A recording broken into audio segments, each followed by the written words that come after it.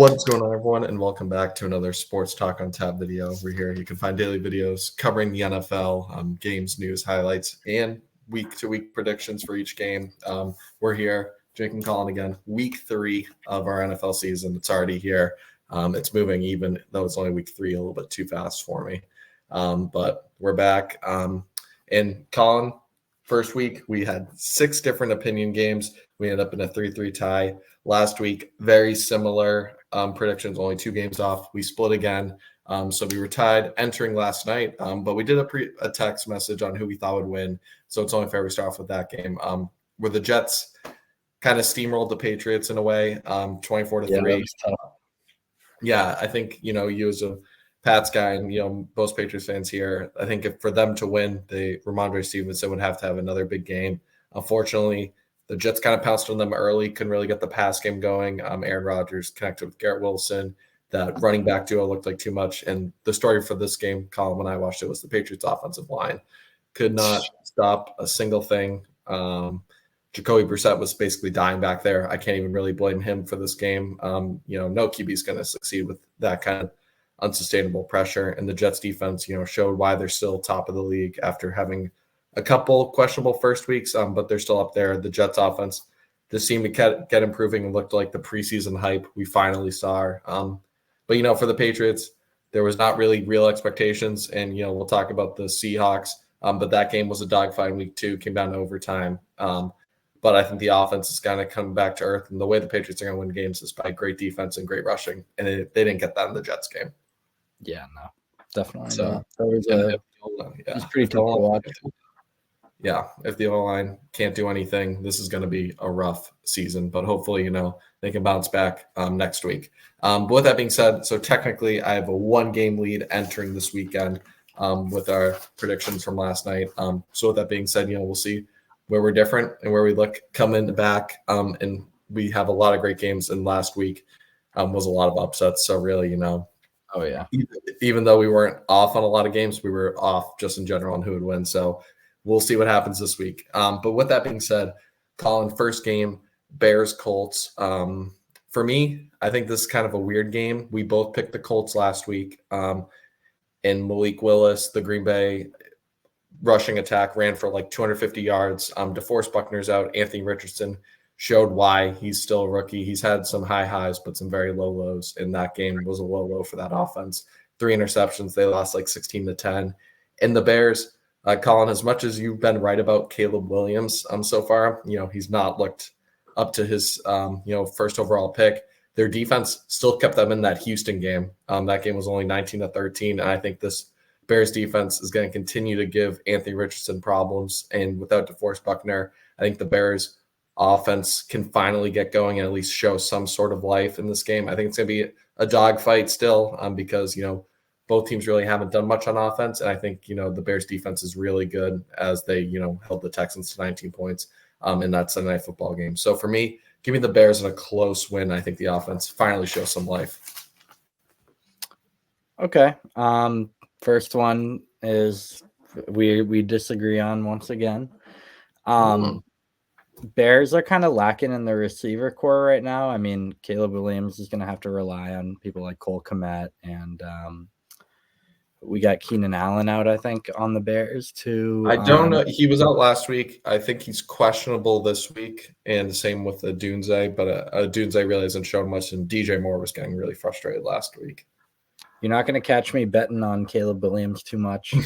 I know Anthony Richardson had kind of a tough game last week. I think he'll bounce back here. I just think the Colts are a better team overall. The Bears really haven't shown me anything where they can kind of compete on a higher level. The way that the Colts kind of battled with the Texans showed a lot for me. I know that the Colts have the potential to make a lot of high-scoring games, stuff like that, especially with a healthy team. I'm going to go with Richardson on this one over Caleb Williams. Yeah, that might just be kind of who you prefer quarterback-wise. But, yeah, for me, I think the Bears defense will do enough, but I can see why, given what the Bears offense has shown, why you've gone against them and, with their all their injuries at receiver. So with that being said, that's the second game we disagree on so far, Thursday night, and the first game. And this next game we might disagree on because Chargers, Steelers. Last week, the Chargers ran all over the Panthers. That was my lock of the week. That was kind of expected. Herbert, once again, didn't really throw too much. And then the Steelers overwhelmed Bo Nix. Another rough game for the rookie quarterback. Justin Fields has kind of just done enough on offense. And this will be the Steelers' first home game. For me, this is really 50-50. But I think the Chargers are just going to win by a field goal in this one. I think the Steelers defense is really good enough that this is going to be the first time where J.K. Dobbins isn't going to run for 150 yards. But Herbert, I count on him to be able to throw and make some big time throws in this game. And, TJ Watt, front seven is great, but the Chargers got Rashawn Slater and Joe Alt in the first round that have been protecting him really well. So I trust the Chargers offense more than I do the Steelers offense, even if the Steelers defense is a little bit better than the Chargers. The Chargers with Jim Harbaugh are just playing great football, run heavy, but Herbert can make throws when he needs to. I think this will be a game where he needs to make some of those big throws. So give me the Chargers by like a field goal in this game. Yeah, well said.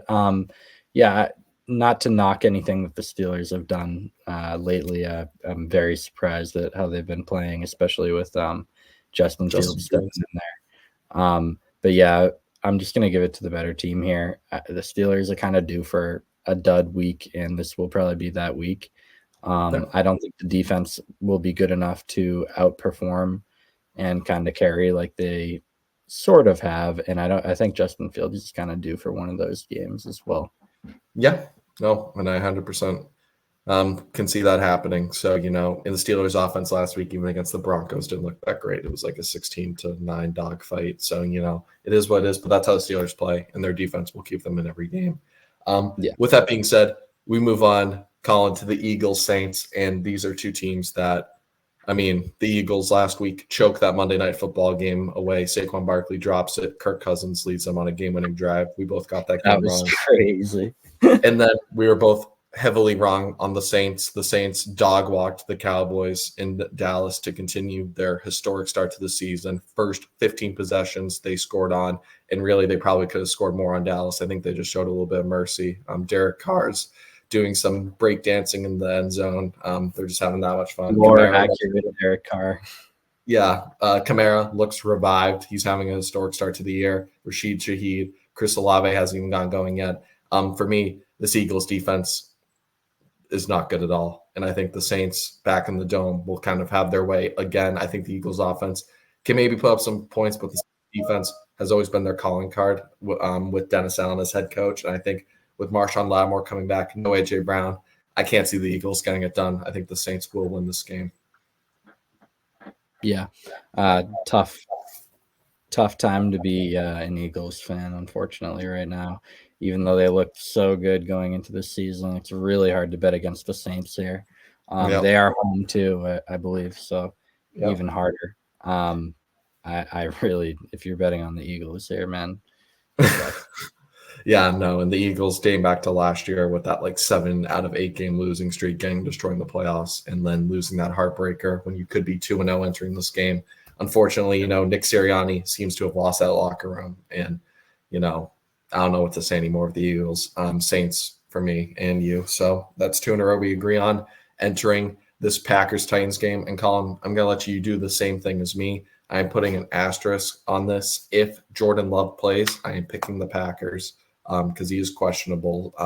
But if he doesn't play, I think this could be a game where the Titans defense isn't going to let the Packers run for 250 yards. And I think the offense can just do enough. Will Levis and the Jets had the Jets on the ropes last week, but once again, just stupid turnovers from Will Levis costed them another game. But if Malik Willis is playing, I think they'll just have enough to squeeze it out. But if Jordan Love plays, I think the Packers will win this game. So it kind of as an asterisk, I'm assuming he doesn't play. I think they're going to give it at least one more week. So I'm going with the Titans and Will Levis to barely squeeze out this game against the Packers.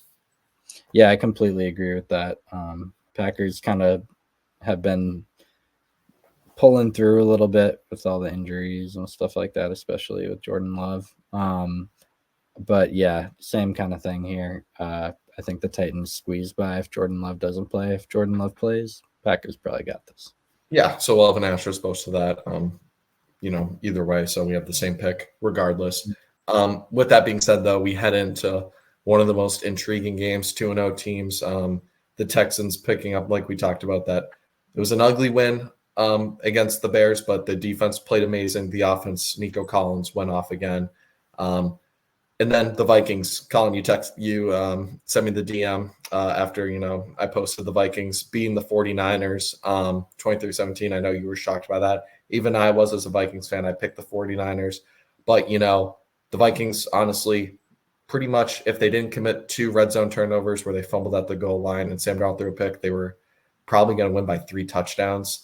They were on pace to in the fourth quarter. Unfortunately, little mistake, but they still led a big game-winning drive to essentially put the game away 2 possessions. And so I'm happy. I feel like, heading into this game, you're kind of playing with house money. But for me, this is going to be a close game. I think CJ Stroud and the offense still doesn't fully click, and I don't know if they will against this Brian Flores defense that's been playing amazing. And Sam Darnold, Justin Jefferson. If Jordan Addison, he's not playing, so that might hurt. TJ Hawkinson, obviously, still out until week 5. But the running game, Ty Chandler, Aaron Jones, they dominated the best team in the NFC. So the Vikings, for me, are going to win this football game. No, and no. Texans are going to continue to win. Vikings are finally going to have their slip up. This is Sam Darnold we're talking about, just so we are both clear. Sam Darnold that won last week against the best team in the NFC.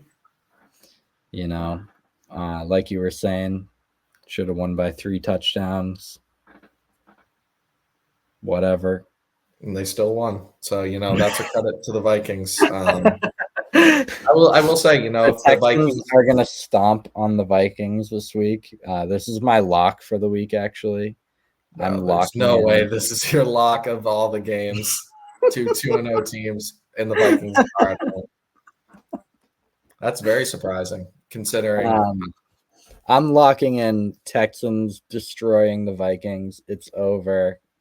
Anybody who thought the Vikings were going to do well, forget it. CJ Stroud is going to come, and you're going to see those Tom Brady memes like my dad. You know what I mean? Like, you're going to see those on Ghetto Gronk. It's over because CJ Stroud is the Vikings' father this week. All right. That is a bold statement. Hopefully we'll come back to that. Clearly, in my opinion, you haven't been watching the Vikings because their defense is top 5. There's no way they considering how the Texans looked against the Bears, I'm not overwhelmed.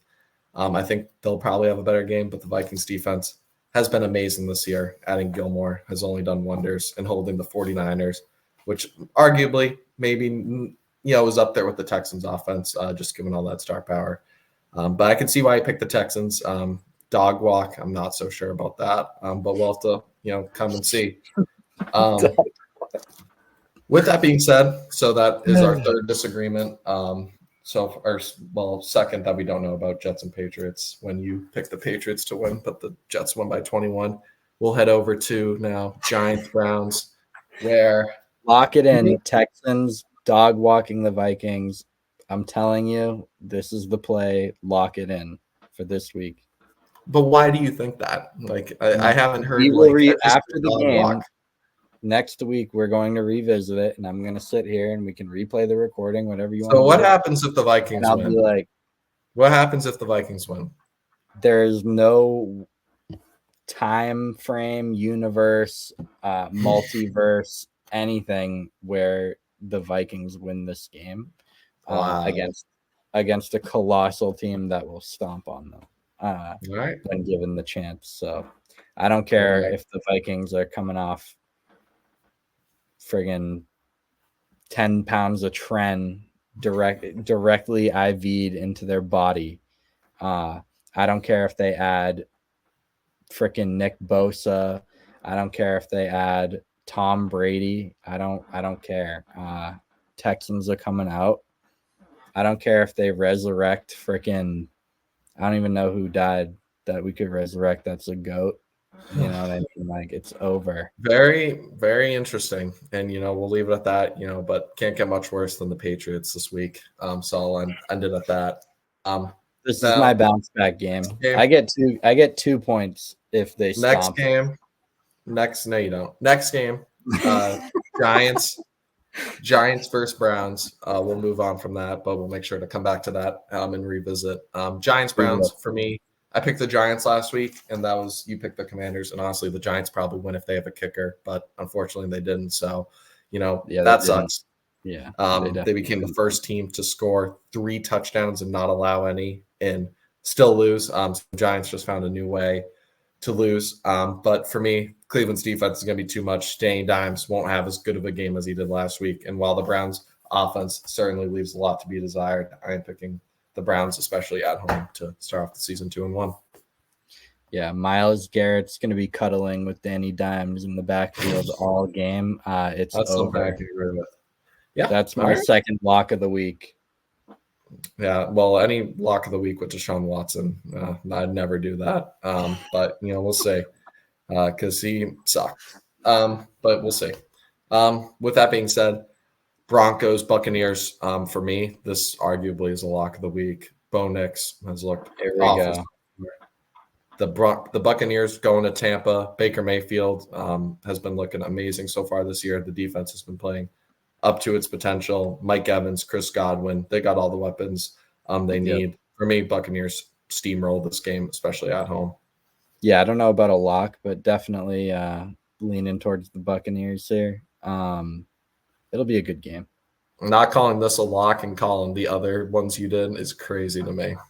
This game is going to be the biggest blowout, arguably, of the week. I can't wait. I can't wait, honestly, for Sunday because we're gonna replay the clip regardless and just kind of like to get your take. Like you're saying it's crazy. You said it like 3 times. We'll clip all of that, replay it, and then we'll like look at the scores together. Let's I'm not saying the Texans can't win, but like if the Texans win 24-17, like are we gonna come back and like are you gonna victory lap that? Because I think it's a 50-50 game. Like what's a blowout to you? Like I need to get a score prediction to get an expectation, like what you think this game's gonna be like, the way you've been talking. Let's go 36-9. All right. Yeah. So that's locked in. So you have a 25 or what is that? 27 point difference. Jeez. We'll see about that.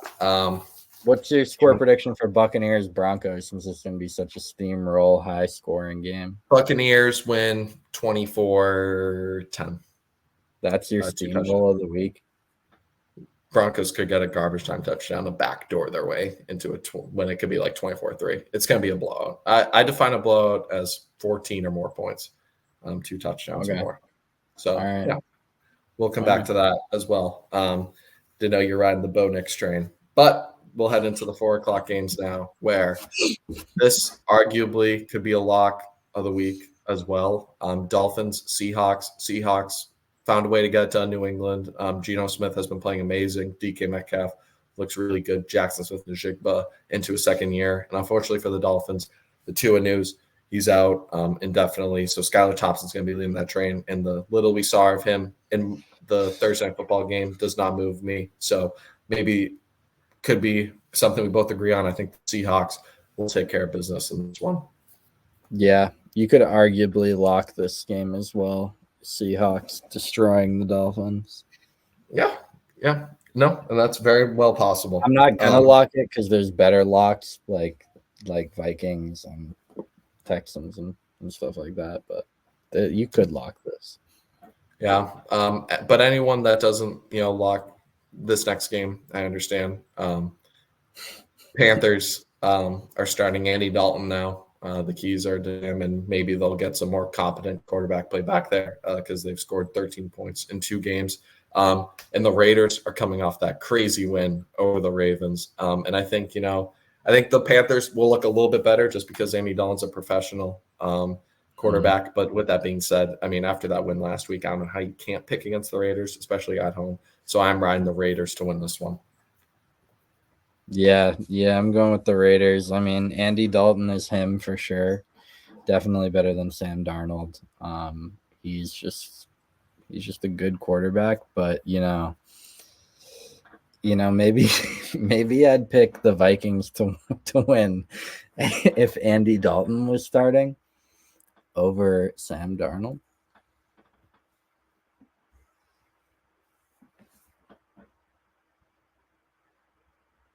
You there?